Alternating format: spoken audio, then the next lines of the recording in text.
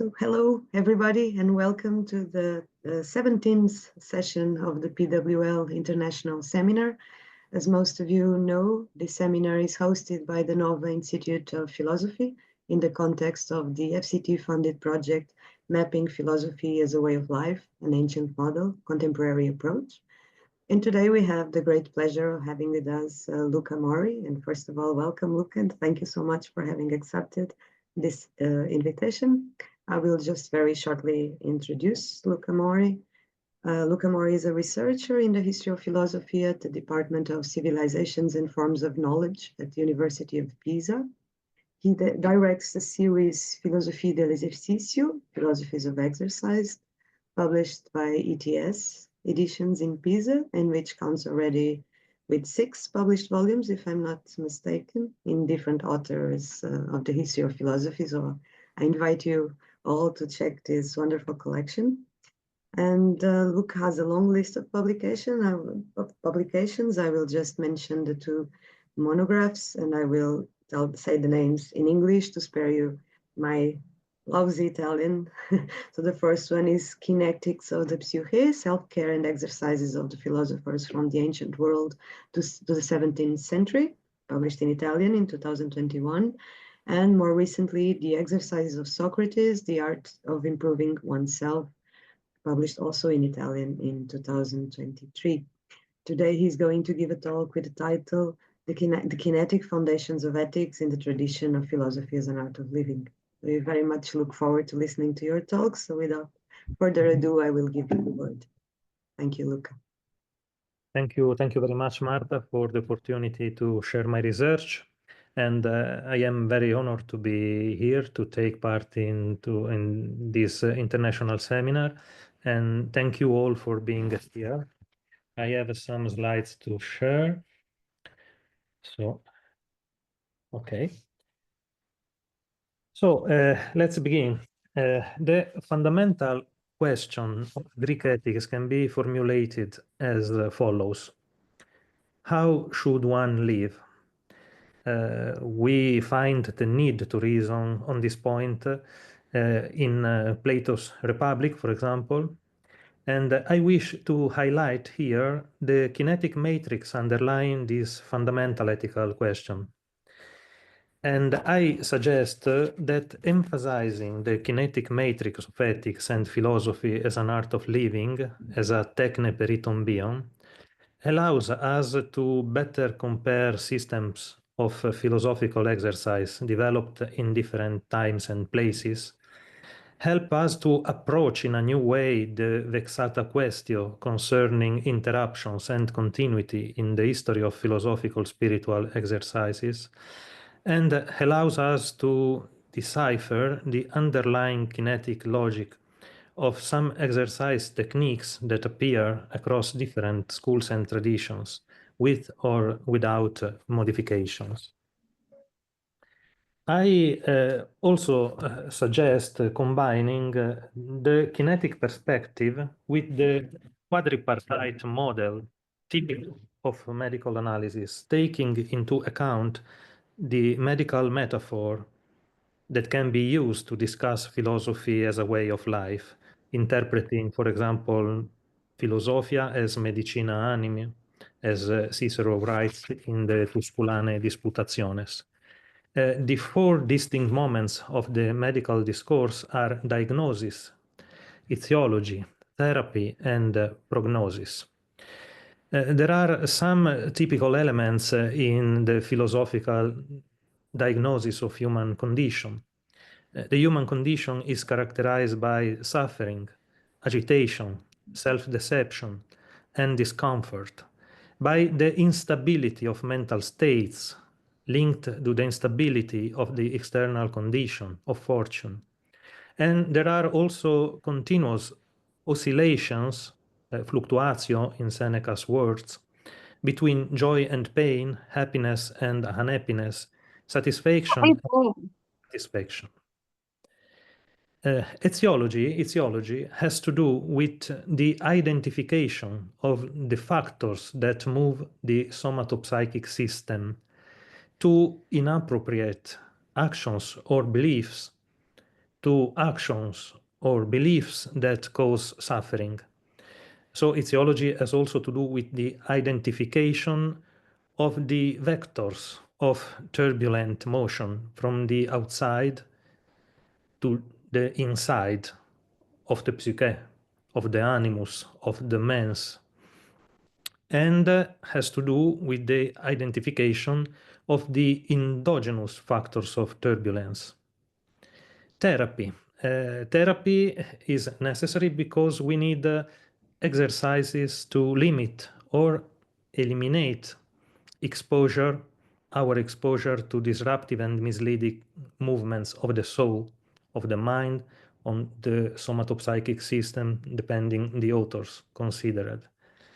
We need the techniques for adopting counter movements, habits, behaviors contrasting with habitual movements that generate or amplify suffering, self-deception, and error.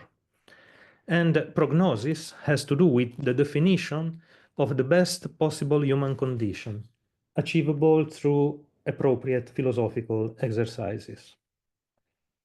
In what is ancient philosophy, Hadot pointed out the existence of a fundamental analogy between the sage of the Greco-Roman world and that of Buddhism in relation to the common quest for a method to escape souffrance, a term that refers not so much to suffering in the strict sense as do, quote, the alternation of pain and joy, their inextricable blending, their contrast and mutual conditioning, end quote.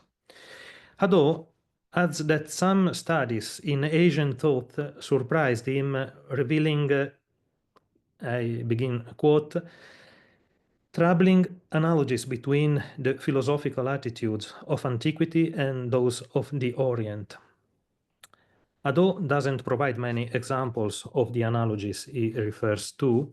Here, I will limit myself to pointing out an interesting analogy in the perspective I propose, where the kinetic matrix of philosophical exercises is central. The Indian thinker Patanjali was influenced by Buddhist thinkers, defines the goal of his method yoga with the Sanskrit expression chitta vritti nirodha.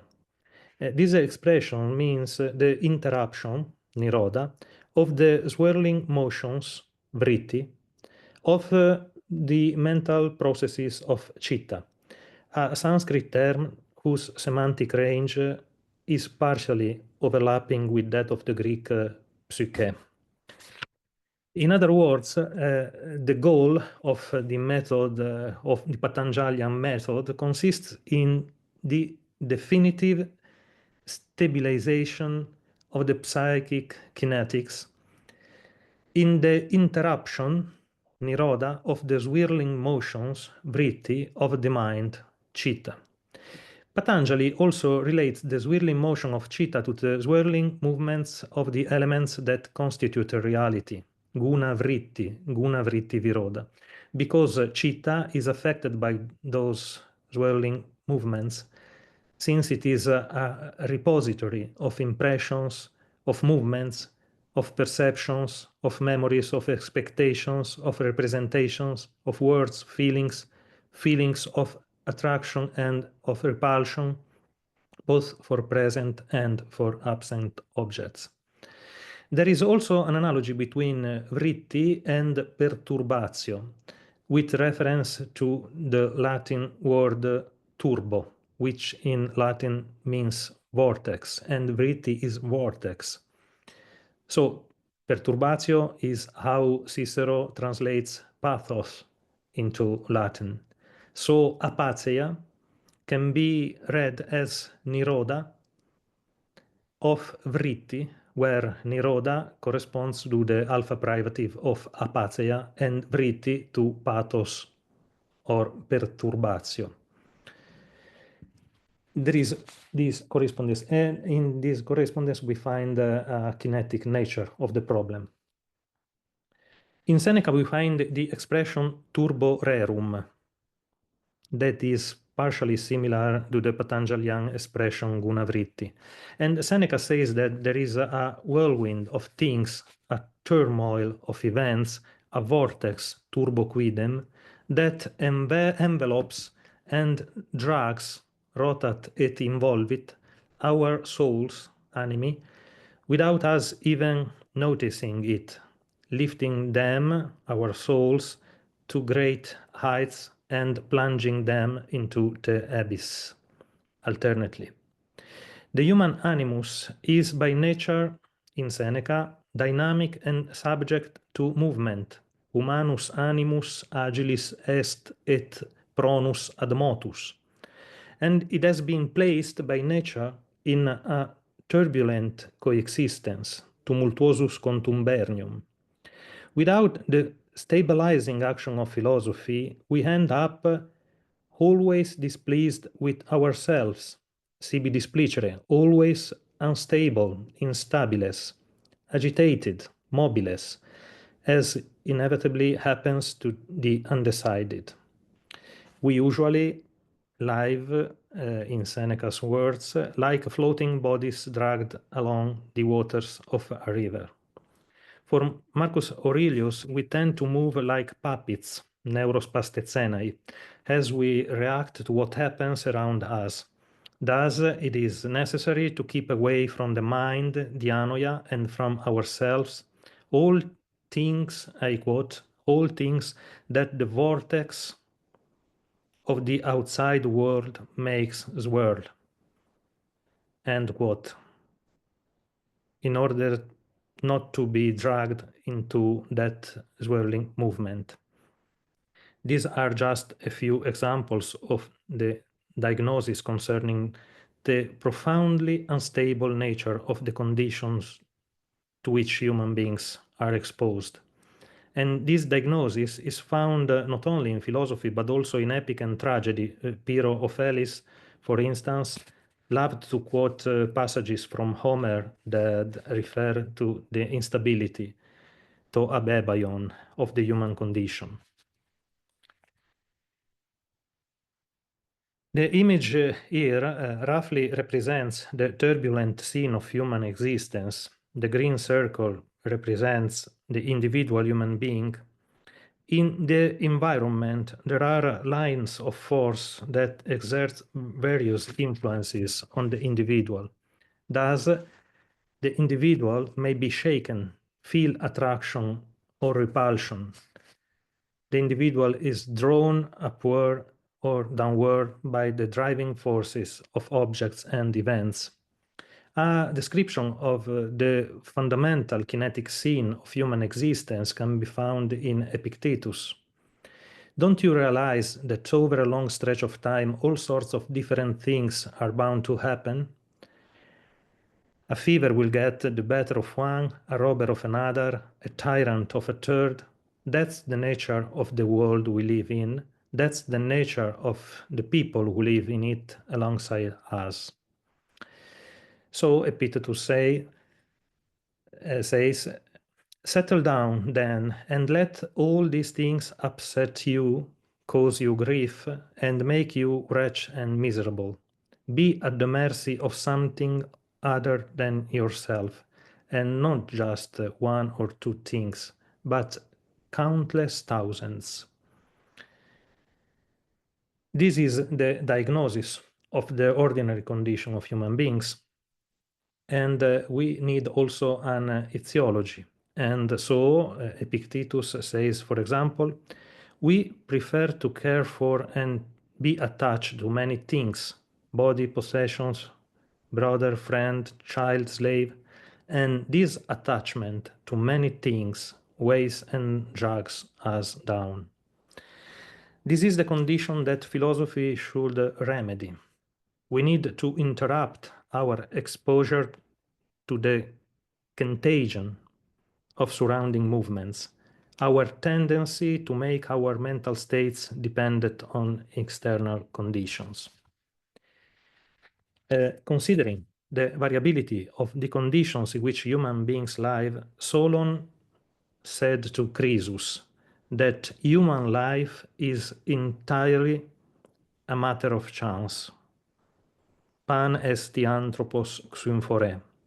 And Silenus said to Mida that the best thing for all men and all women is not to come into being, but the next after this, and the first that man can attain, is to die as soon as possible after coming into being. The contagion of changing circumstances is also expressed through chromatic metaphors sometimes. Commenting on the aforementioned saying of Solon, Aristotle observes that if things were truly this way, if the human life is entirely a matter of chance, we should often call the same person happy and then unhappy, representing the happy person as a kind of chameleon. So,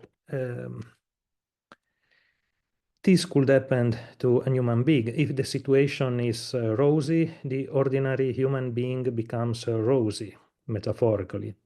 And if the situation turns gray, the human being becomes gray. Are we really at the mercy of circumstances to this extent? Not necessarily. Philosophy can function as an art of dechameleonization, indeed, as the supreme art of dechameleonization. And we can find also some textual references to support this perspective. Seneca, for example, says, I quote, "The onslaught of adverse events does not bend, not vert it, non-vert it, the mind of the strong man. It remains as it is and draws everything that happens to it into its own color. In sum colorem trait." And Marcus Aurelius says, "Your mind will take on the character of your most frequent thoughts. Souls are dyed by thoughts," where the verb bapto in Greek means to die by immersion. And Marcus Aurelius also says, "Whatever anyone does or says, I must be a good man. It is as if an emerald or gold or purple were always saying, whatever anyone does or says, I must be an emerald and keep my own color." As a side note, the chromatic metaphor also appears in Patanjali. He says that Chitta, analogous to Psyche, is prone to take on all the tints of the events, but he adds also that through practice we can become like a perfectly transparent gem, one that is crossed by surrounding colors without taking them on, without being affected and transformed by them. Prognosis. One of the classical and defining features of philosophical exercise system is the search for a method for the stabilization of psychic movements in the highly dynamic scene of life. Using the classical metaphor of navigatio vitae, it is about giving lasting stability to a ship exposed to the potentially destabilizing and always uncertain movements of waves and winds, where the ship can represent, beyond metaphor, the psyche, the animus, mens, the somatopsychic system in general. And this stabilization can be achieved, staying within the metaphor, by making the ship as immovable as a rock, or by minimizing exposure to the unpredictable motion of the elements. And so we have expression like this. The goal of philosophical exercises can be conceived as stability in happiness, balance, eudaimonia, eustathesai, eudaimonesai, inner peace, impassibility, apatheia, imperturbability, ataraxia, the calm in the midst of the storm, immedia tempestate tranquillitas. Epicurus, we have to calm every storm of the soul. we need to achieve the condition of remaining unshaken, non-concuti, in Seneca's words, and so on. Marcus Aurelius, not being dragged like a puppet, neurospasticena. Etiology. To apply philosophical therapy, it is necessary to understand the causes of the reckless movements that generate suffering and discomfort. More specifically, one must identify the connections between the turbo rerum, to use Seneca's expression, and perturbationes animi. We need to identify the vectors of motions that produce suffering in the soul. It is a matter of understanding whether and in what sense the soul moves in response to surrounding movements. Naturally, perspectives vary depending on how the psyche is conceived, and the movements of psyche can broadly be understood as changes of state, tensions induced by expectations, impulses, passions, and so on. I will omit here many aspects of a complex debate. For instance, I will not discuss the fact that, according to Aristotle, it is not necessary for the soul to move, although its affections, such as anger, can be interpreted as movements, kineses, and although the soul itself is the origin and the end of movements involving the body. So let's see some vectors of motions, desires, epithumiae, and passions.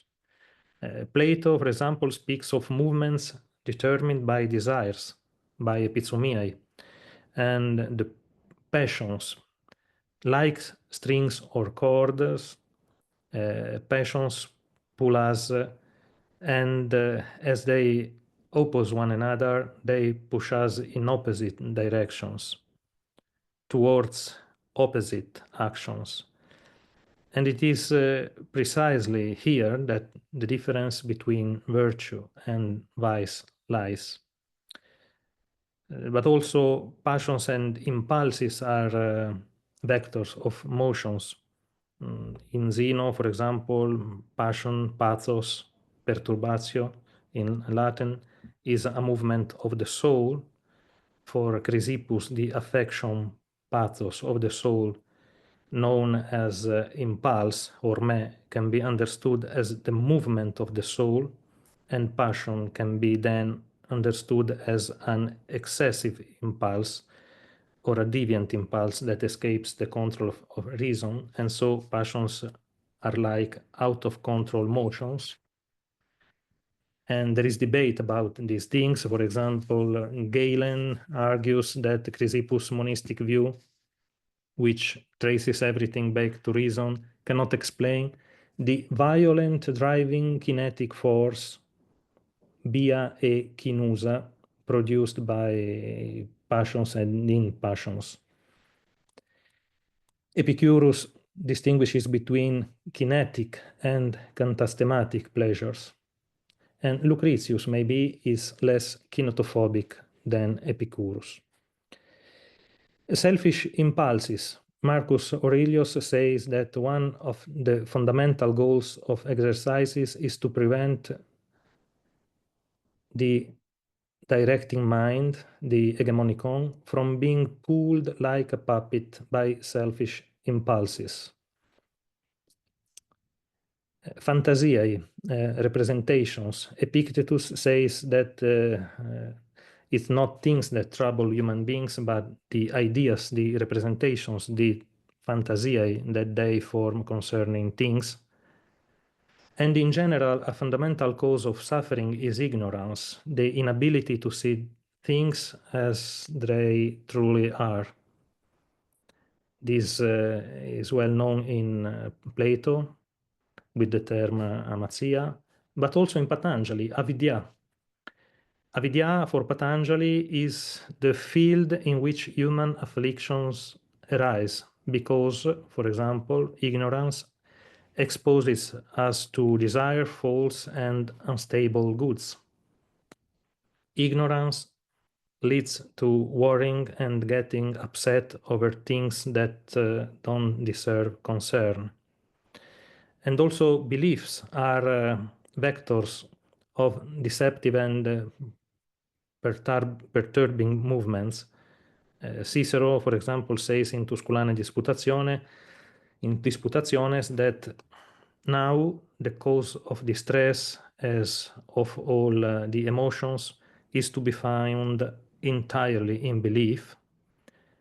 And I quote, "For while every emotion is a movement of the mind which is apart from reason or disobedient to reason, the stimulus for such a movement may be of two kinds. It may be a belief either about what is good or about what is bad." We cannot stop the turbo rerum around us, but we can treat the effects of this turbo rerum on us.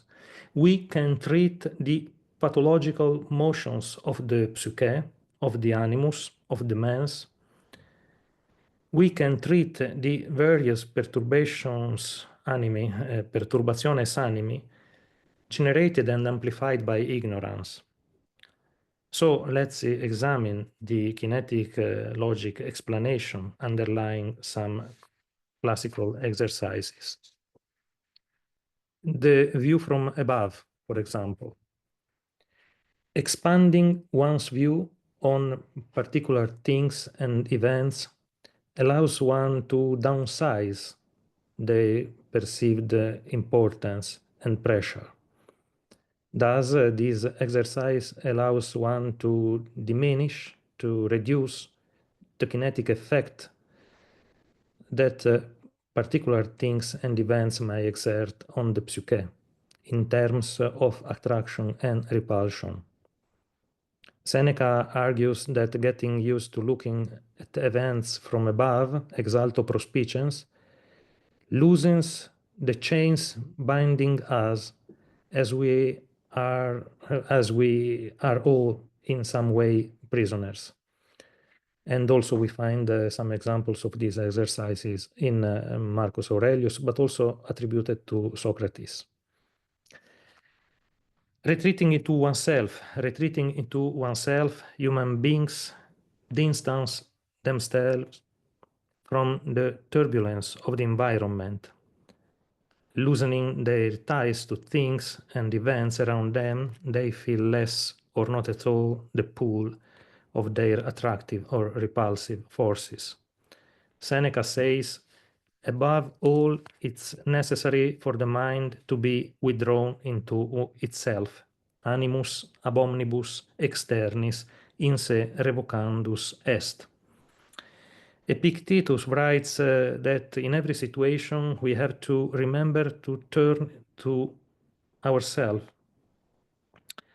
And Marcus Aurelius says that when circumstances force you to some sort of distress, quickly return to yourself. Eis euton anacorein. There is a kinetic dynamic also in this approach. And the act of writing itself is an exercise in withdrawal into oneself, anacoresis. Useful activity for regulating psychic kinetics. Reducing the needs. Plato and Xenophon attribute to Socrates the exercise of reducing needs. The stabilizing effect of this practice is evident. By reducing needs, one diminishes the movements of attraction towards superfluous things that are commonly felt as necessities, achieving a state that can be described as self-mastery, which is also mastery over one's movements. Premeditatio mortis, premeditatio futurorum malorum. There is also here a kinetic presumption. Anticipating possible changes in the motions of the waves and winds to which we are exposed allows us to reduce their impact. Those who practice this exercise are not suddenly shaken by what happens, and are therefore less affected by it, having reduced their expectations and attachment to transient things. Not everyone agrees on the effectiveness of this exercise, and in Tusculane Disputazione, Cicero defends this exercise against some Epicureans and says, "And it is true that unexpectedness makes our distress considerably worse, for everything seems more serious when it happens suddenly." So, another quotation, "This is called the pre-rehearsal of future evils. One looks far ahead of those misfortunes that are to come, and this makes their arrival easier to bear." Changing words and the way of speaking to change thoughts and representations and fantasiae. Words can have a kinetic effect on the psyche.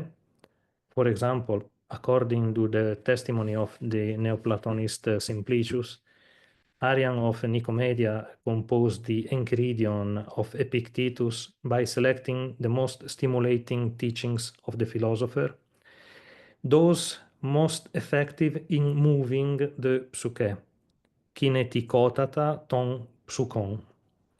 And in Epictetus and Marcus Aurelius, we find many suggestions regarding the way of speaking and how to change it. The implicit psychological kinetic assumption can be summarized as follows: the way one sees things depends on the way one speaks of them, and way of speaking affect how we stand and act.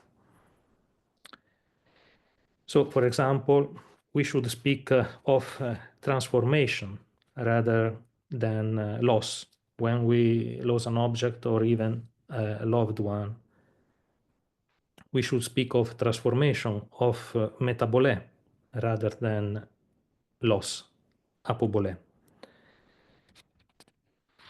And there are also many examples of this exercise of changing words for modifying the representations, the fantasiae, and forgive a good discipline to assent and judgment.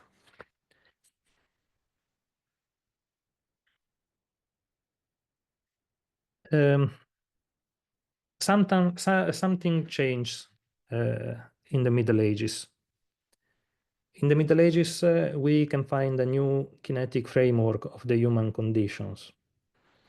Between late antiquity and Middle Ages, the Christian perspective changes the diagnosis on the human condition, the etiology and the prognosis regarding the best condition achievable by human beings, and some therapeutic practices change as well.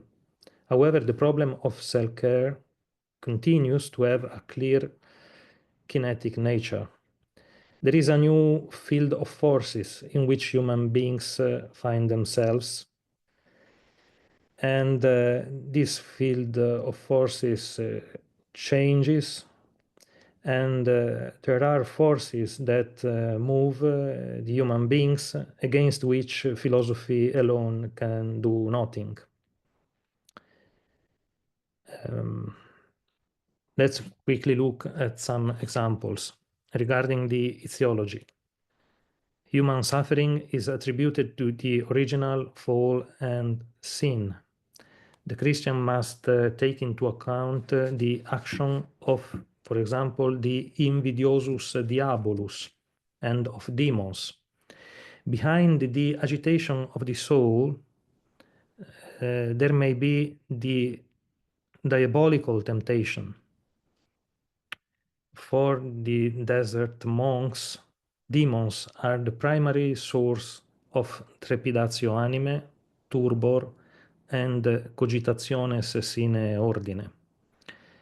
The perspective on therapy also changes. Philosophy alone is not enough to save human beings from their unrest and suffering. The true healers are not philosophers, the true healers of the soul. The true healer is Christ, And the Christian must direct their mind to him. He, Christ, and not, for example, Socrates or Diogenes, becomes the first model, the paradigm to be followed in shaping one's movements in the world. As Augustine says in his commentary on the Gospel of John, no one can cross the sea of the present age and reach beatitude unless they are carried on the cross of Christ. Prayer and meditation on the Holy Scripture becomes a form of exercise. Sometimes we can clearly see that this kind of exercise has to do with the governance of psychic kinetics. For example, in the Conferences of the Fathers by John Cassian, we find an interesting metaphor that compares the mind to a mill. Since it's impossible to stop the flow of thoughts, and the flow of thoughts, the associations made by thoughts is a kind of movement in the mind, since it's impossible to stop the flow of thoughts, the human being must exercise themselves to make good thoughts, de cogitationes sancte and spiritales. These cogitationes, these good thoughts, must prevail over the cogitationes terrene and carnales. And to this end, one must rely on the frequent reading of and on the continuous meditation on the Holy Scriptures. The mind is like the millstone set in motion by thoughts. We cannot stop the flow of thoughts, but we can place the good grain of God's word under the millstone constantly, preventing in this way other content from entering the mill of the mind and fueling its motion. There are also philosophical techniques that are adopted in this new framework, but the framework change, and it's useful to compare with this kinetic matrix what philosophy gives to this new religious framework of exercises, and what religion and new theological perspective insert as new techniques. And this is important because there is also a more complex change in all the four dimensions of the medical metaphor on diagnosis, etiology, therapy, and prognosis. But we can go to the modern era and see what happens, for example, with Descartes, Spinoza, and Schopenhauer. In Descartes, desire is the main motor of psychic kinetics science, since desires agitate the heart more violently than other passions. And desire correspond to an agitation of the soul, agitation de l'âme, Descartes says. And this agitation is caused by the flow of animal spirits. Furthermore, it's through desire that passions push one to action. And with this new psychological perspective, Descartes, and the psychological and physiological perspective, Descartes invites his readers to abandon the image of a soul divided into parts playing different roles. For example, like in Plato, and compare the action exerted by external objects on us to that of the organist fingers on the keyboard. In the Tractatus de Intellectus Emendatione, Spinoza argues that the acquisition of wealth, the pleasures of the senses, and the desire for glory cause disturbances on the soul, commotiones animi. There is also here a problem of motion, because the acquisition of wealth, the desire for wealth, the desire for pleasure of the senses, and the desire for glory draw humans towards ephemeral things that can be present and absent alternately. In Spinoza, the movements of the mind must be interpreted according to his new theory of conatus and cupiditas. So some terms of the problem change with a shift in the metaphysical framework. However, the problem to be addressed with philosophical exercises remains, to some extent, kinetic in nature.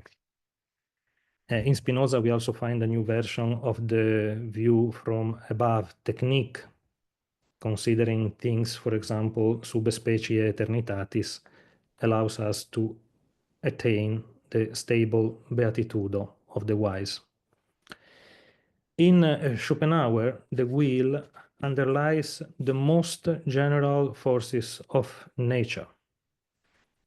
And in human life, the will expresses itself in desire, Wunsch, which is by its nature pain.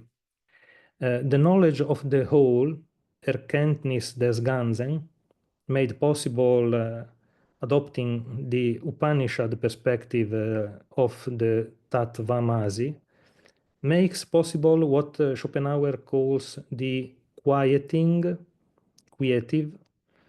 of the will. And there is also here other problems of movement to escape the circular motion of the wheel of existence, made of burning coals with occasional spaces of cold.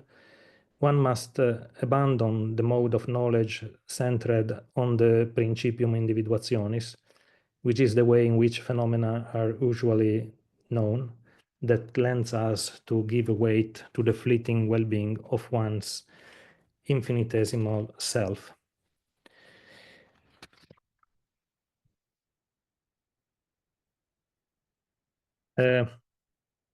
Some conclusive remarks. In conclusion, I am aware that I have made here only a few and selective references to texts and thinkers that should be analyzed in much more detail. This is what I try to do with my research. In general, however, from the examples given, it appears that the psyche, or in different authors with different meanings, animus, mens, and so on, can be understood as the representational engine of our somatopsychic system and as the terminal of its perceptual and cognitive processes. And this representational engine is influenced by the movement of the surrounding turborerum. But it has also a singular property. It can be both an amplifier and a reducer of turbulence. What makes the difference are the exercises and the care to which the psyche subjects itself. The level of perturbability of the psyche, of the mind, can range, let's say, from 0 to 100. The sage of the Stoics, who reaches the maximum of apatheia and ataraxia, but no one among the Stoics said, I am this sage. The sage is a paradigm. The sage of the Stoics, the ideal sage of the Stoics, who reaches the maximum of apatheia and ataraxia, should be capable of remaining impassive even within the brazen bull of Phalaris. So he seemed capable of approaching the level 0 of turbulence, just as in Patanjali. In Patanjali, when one reaches the definitive interruption of cittavritti, the condition of samadhi, the condition of the completely transparent gem, is in one condition that we could say of zero turbulence. But is the state of zero turbulence truly achievable? And how can we imagine it? Callicles says that Socrates in Plato's Gorgias, wanting to reduce needs as much as possible, proposes as a model of life a stone or a corpse, a dead body, that is, completely insensitive bodies. Socrates says that Callicles' model is the karadrios, a mythical bird that must eat continuously because it cannot retain anything of what it eats. And this will be the level 100 of perturbation. The turborerum constantly enters into one who lives like a karadrios. However, there is also another last thing to consider. Some systems of philosophical exercise seems to be kinetophobic due to the way they emphasize the immobility, the stability attainable by the sage, or the need to reduce or even eliminate all mental disturbances, all passions, and so on. But all forms of philosophical exercise, however, require activating a counter-kinetics, movements contrary to the usual ones. So reducing mental disturbances does not necessarily mean stopping psychic kinetics. It may mean starting a new kinetics, starting new movements with more balance, maybe with more calm, Then there are the systems of exercise that we might call kinetophilic and not kinetophobic. I would place here, for example, Lucretius, Spinoza, with his meditatio vitae and the value given to joy, but also Nietzsche, for example, with his tension toward the Übermensch and the attitude of saying yes to life with all the movements that life has in general. So thank you very much. I hope I have respected the time. Yes, you did. Thank you so much, Luca, for this very clear, systematic, and original take on the topic of spiritual exercises. We have now plenty of time for discussion. So if somebody has a question, now it's the time. Question or comment, suggestion?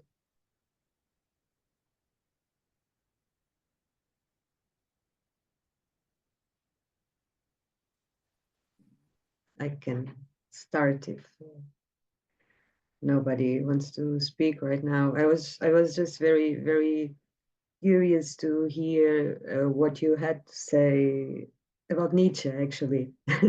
For a long part of your presentation, I was recalling Nietzsche and the way he criticized basically most of the authors you mentioned in this tradition, as himself a philosophical physician. So Nietzsche is one of the most important contemporary figures in this quest for philosophical therapy. And I confess I had never thought of this kind of uniformity of aims of course, in antiquity is more obvious, especially if you think of the Hellenistic philosophers. But then also you also show that also in the Middle Ages and in the authors you mentioned in the modern times, Descartes, Spinoza, Schopenhauer, there is this tendency of associating the prognosis, the healthy human being as a human being which almost has no, where there is no kinetics in the soul. There is this stability, this idea of almost immobility, which is for Nietzsche almost the very definition of sickness, the sickness that he goes on to identify or to associate to the whole Western culture. So while you were presenting, I was thinking if you would apply the same framework for all attempts of philosophical therapy. And then, of course, Nietzsche was like coming as a red flag.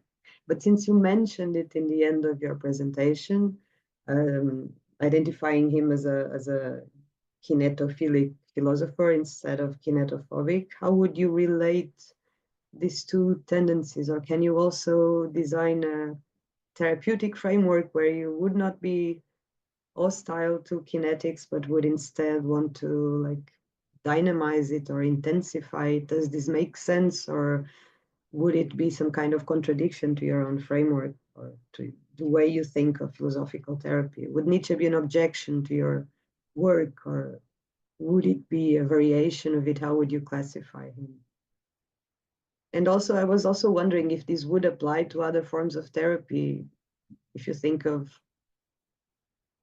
modern psychotherapy and certain psychic diseases, especially depression, which seems to correspond to this total apathy and lack of kinetics in the mind and in general in life. Would this apply?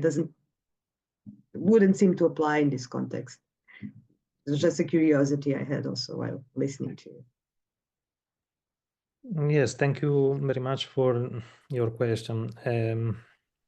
I think that this kinetic matrix is possible that we apply this kinetic matrix to all versions of philosophical exercises, because I think that is a fundamental condition of the human being. All versions of philosophy as a way of life have to do with the ordinary movements in the world of the human beings. We move in the world, we have to face with very different problems.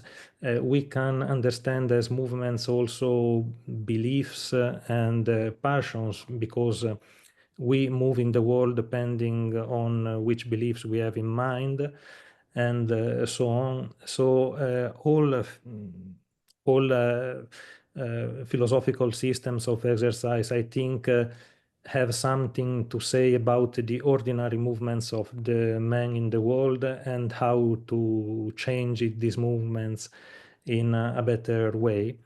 And Nietzsche is useful to say the very different options that philosophical therapy can adopt, because Nietzsche, with his kinetophilic approach, let's say so, sure, it gives some diagnosis also for interpreting some traditional ways of exercise that are kinetophobic, and yes, the possibility to indicate some traditional philosophical and religious therapies as pathological from another point of view. So I think that this kinetic matrix can be applied to all different systems of philosophical exercise, but with different implication depending on the metaphysical framework and on the general way of conceiving man, reality, and his best potentialities of being. So I am just trying to find textual references to to give substance to this idea. So metaphors concerning motions or verb about motions refer to the somatopsychic dimension in different authors. And I have found that this logic is useful for comparing different systems and for deciphering also the intrinsic logic of different approaches. Yeah, but not only concerning the exercises, the philosophical exercises, but also the different visions of human health, isn't it so? Because the Yes, I think, exercises are connected to that ideal of health you want to promote, and Nietzsche seems to be quite at odds with most historical definitions of human health, flourishing, well-being, happiness, whatever you want to call it, and that's also interesting. yes, it is interesting because in the history of philosophy, there are many different therapies, and sometimes different therapies give a completely different account of the human condition on the level of diagnosis, on the level of physiology, on the level of prognosis, the idea of the best achievable condition. And this is also a problem. Why is there this problem? Probably because our representational engine finds for the basic problem of our movement in the world very different solutions. And so we are troubled also in choosing which is the best therapy. This is a problem we find also in Seneca. Seneca said that when I begin to care for myself, if I choose a way, I begin to move in one direction. But if this is not the good wave, I move in the wrong direction and my movements are not healthy. And all begins with our representational engine that knows the problem, seek the solutions, but imagine different solutions. And when we have different solutions, we have the problem of choice. Thank you. I see that Matteo also wants to intervene. Yes, can you hear me? Yeah. Wonderful. Hi, Professor Mori. Thank you for your presentation. I really found your kinetic perspective on philosophy as a way of life very illuminating, and explains a lot of things. And in fact, it seems to me that if we accept Hadot's definition of philosophy as a way of life as a conversion, the entire paradigm of philosophy as a way of life ends up being, in fact, a movement of the self going back to itself, going back to its origin, going back to its source, in a sense. So my question would be, would you agree with Hadot that the defining movement of philosophy as a way of life, of the paradigm of philosophy as a way of life, is in fact the movement of conversion, the movement of the going back to yourself?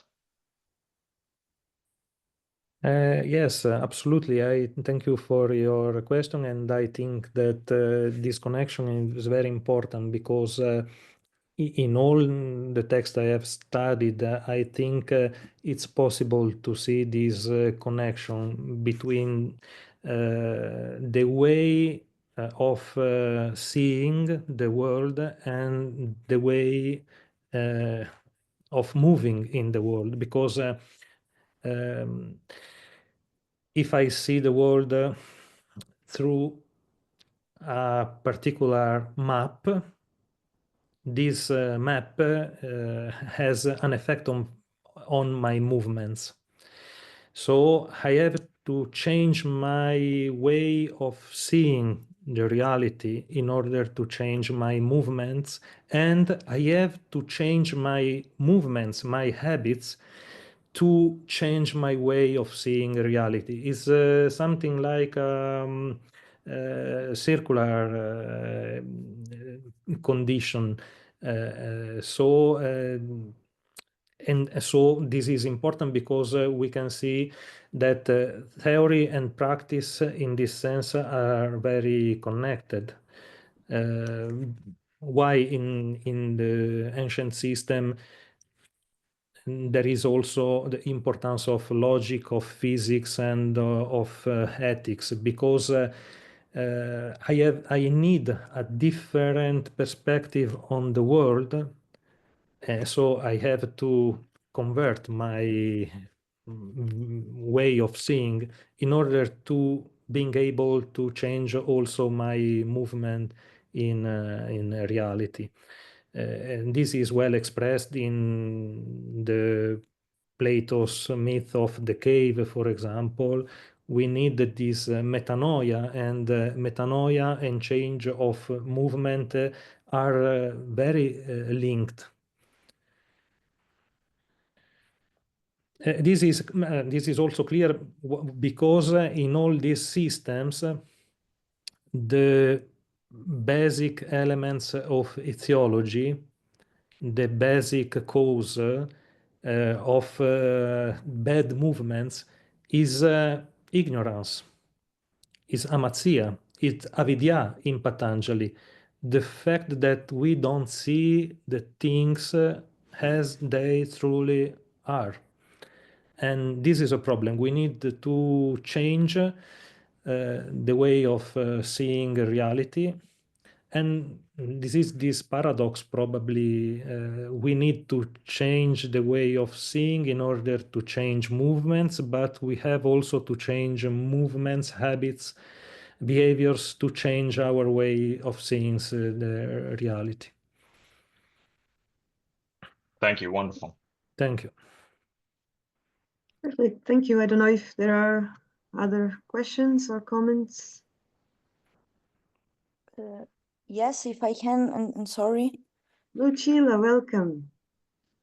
Hi, thanks a lot for your talk, Luca, and thanks a lot also for this remark, Marta, because I would like to ask again about this, this counter movement, which consists in dynamization, because I see that also in Wittgenstein there is this problem, and I think also in phenomenology somehow, that the problem is not a dynamic that should be stabilized, but a crystallization which should be mobilized in some sense. And you spoke about movement and counter movement. And I would like to ask you if you could make, for example, another example in which the counter movement is not like a movement of stabilization, but it's like a different account of movement. I have to, because I see also a lot of similarities between a phenomenological and a Wittgensteinian account according to this kinetic point of view. For example, the way in which we see things change the way in which we live in the world, and the basic exercises to convert in the sense of changing the way of seeing. But I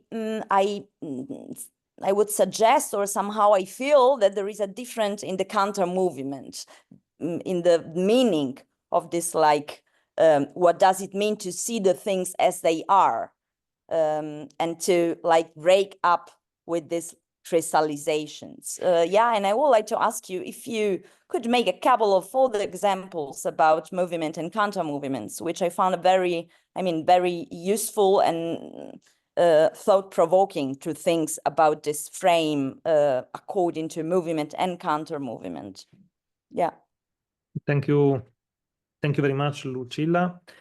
Yes, when I say that the philosophy of exercise have the need of counter movements, I think, for example, to something that we can find in ancient philosophers like Epictetus and Seneca, who said, for example, that in order to change an habit, we need to have another habit. So a counter habit in order to change the previous habit. So if I am used to being moved by the desire of wealth or by some other desire, I have to make the opposite. Make the opposite, say Epictetus. And make the opposite means give yourself the possibility to try a new movement, to be constant in this new movement. But there are also many examples that have probably a stronger connection also with the perspective of Wittgenstein, because there are these exercises regarding the way of speaking, the way of saying things, and this also can be understood as a counter movement when Epictetus and Marcus Aurelius, for example, say that we have to change words, our way of speaking, in order to change, to better change our representation of the world. For example, Marcus Aurelius, when he is in front of a richly set table, he says, you should call the fish.